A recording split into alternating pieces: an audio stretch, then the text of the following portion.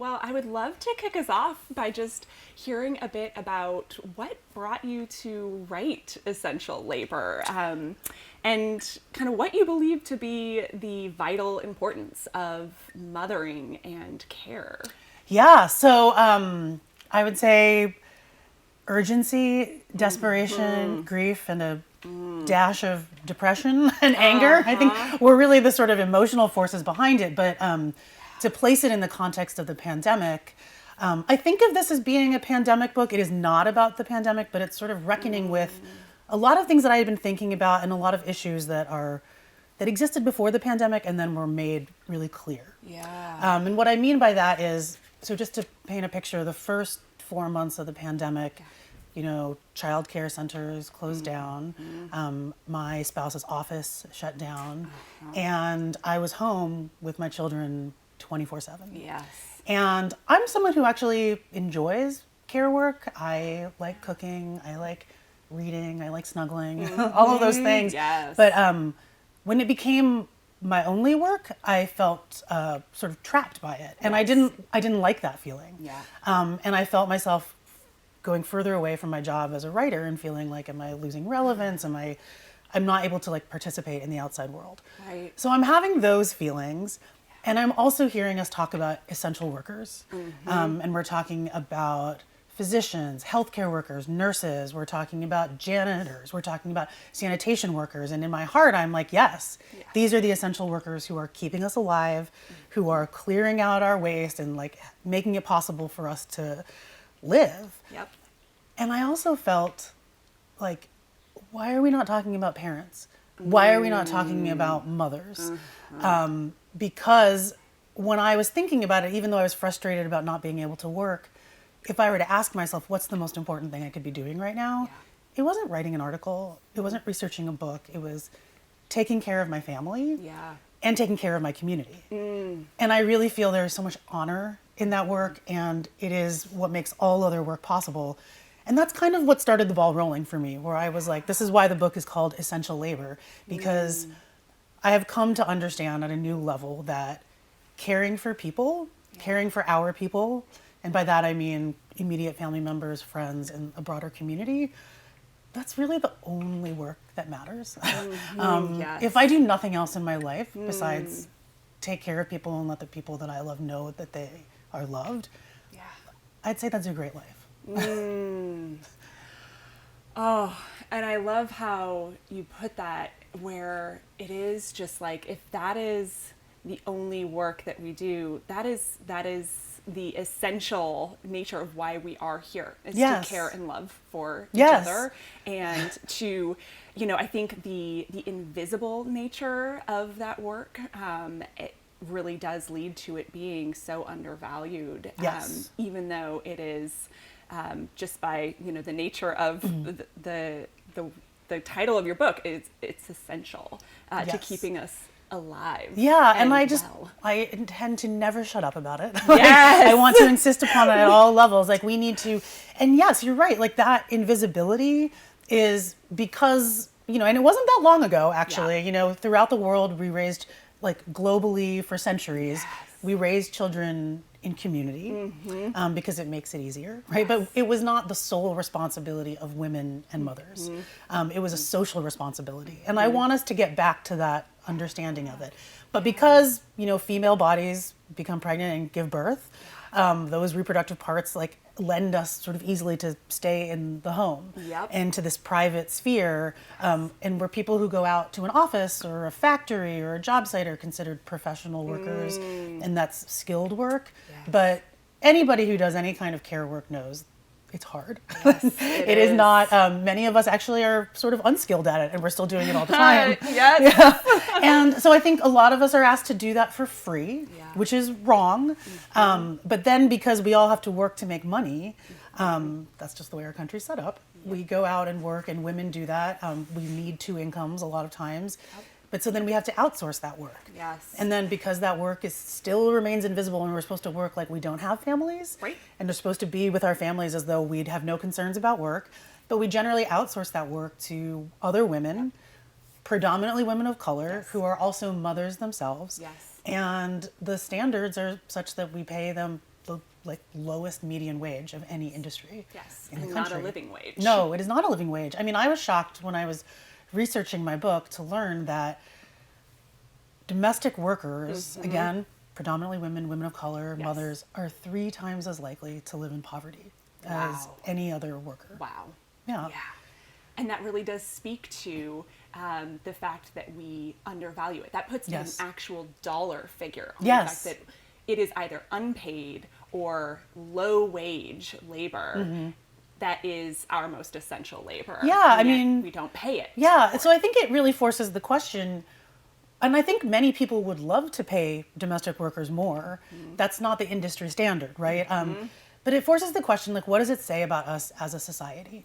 That we don't pay and value this labor. And actually, like, what does it say about us as individuals, which is a much harder question to ask. But I think one of the things that I'm excited about in the work that WestSide Baby is doing is we feel these things as individual problems because we are all individuals in our individual families working through things every day. But really, these are societal problems. These are structural failings. And that's where we need to direct the conversation instead of feeling guilty or feeling angry, which are legitimate emotions that we're all struggling with. Absolutely valid. But that takes a lot of energy. And what I want us to do is, instead of feeling that as our sole responsibility, it's talking about it and pointing some of that energy and some of that responsibility. It's in institutions. It's not just on us to deal with. Absolutely. Yes. The societal, problem, and really supporting families and caregivers by validating how difficult it is and how undervalued it is, while also saying, no, this is actually a societal problem that we need to address at that level in order for there to be meaningful change, in order for us to be able to live in a world where people are having their basic needs met. Yes, like, to talk about that, the theme beyond the basics, I really believe we shouldn't have to pay for the basics. We shouldn't have to pay for human rights. Like, human rights should not be things that people make profit off of. Like, healthcare should not be a for-profit system, right? Childcare should not be a for-profit system, right? We all benefit from these things. We should all be invested in them monetarily, energetically, vibrationally, in every way.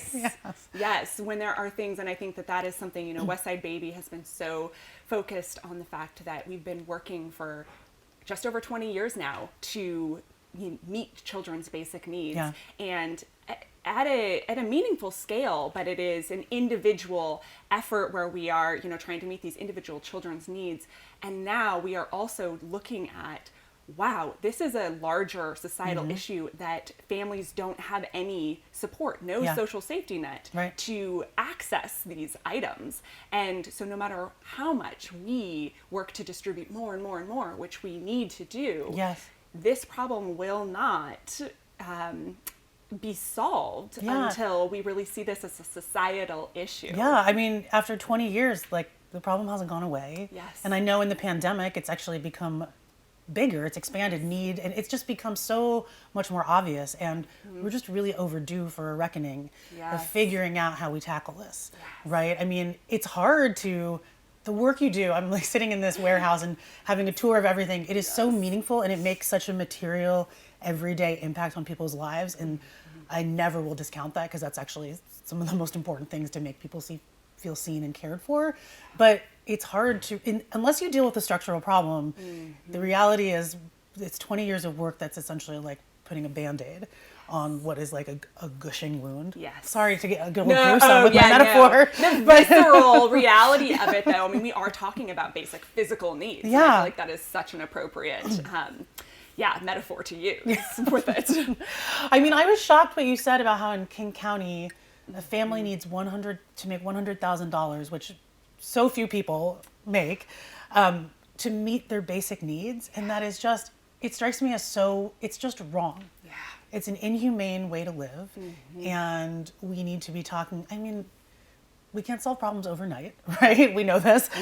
But we also can't solve problems unless we're talking about them and getting real about what it costs and what it takes. Yes. So, WestSide Baby came into existence because there are so many barriers for families who are trying to meet those basic needs and do not have the resources. So we exist to kind of remove those barriers immediately and systemically. And I'm curious, what do you believe becomes possible when we actually value our humanity, when we treat families and caregivers and children with the dignity that they inherently have and deserve? I love this question because I know we spend a lot of time talking about, like, we understand what the problems are, right? We've covered that. And so now we get to have the more exciting conversation, which is to bring in our imaginations, to bring in our creativity, which a lot of us have felt distanced from in the pandemic because we've really just been focused on survival. But, I think it is really, like, one of my favorite writers is Octavia Butler. And a lot of her work is about, like, we have to be able to imagine the world that we want to live in, right? So when I think about what becomes possible, this is why I think caregiving and mothering is so important and it's so skilled, because we're really, young people's first educators. We are the first people who can show them that they are enough exactly as they are, that, like, everyone is deserving of ease and love and pleasure, that we are all born deserving. We don't have to prove anything. And these are things that, as a woman of color, as a child of immigrants, I've had to put in some work to get to that place. And I'm happy to have done that work, and I like where I have arrived at. But if I can make that process easier for my children, again, that's like a great life if that's all I do. But I think about it like, what isn't possible? Right. Like, what would not be possible if people didn't, we've made it so that poverty is a really hard, poverty, which is an invented condition, right? People are so caught, it's a job to even try to, like, get out of that.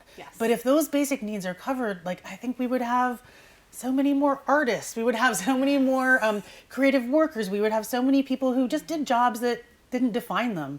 They just did jobs because they needed some money, but then they would have hobbies. And they also, I think about what would happen if our care energy wasn't all directed into the home, if we could direct it out. And I reject silver linings of the pandemic because there's just so much loss and grief, and I don't want to overlook that at all. But one thing that has really given me hope is that I have seen in the pandemic things like, we talk about mutual aid.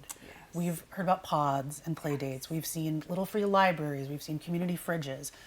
To me, the most human thing that people have is a natural urge. People want to take care of each other. They just are inclined to do this. We need each other. We crave each other's company and care. And I think that if our basic needs were met, we would just go wild with that.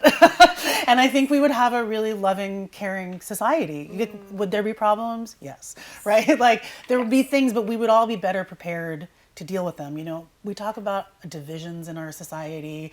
And I think we would, if we all had our basic needs met, we would care so much less about what other people thought and what other people were doing.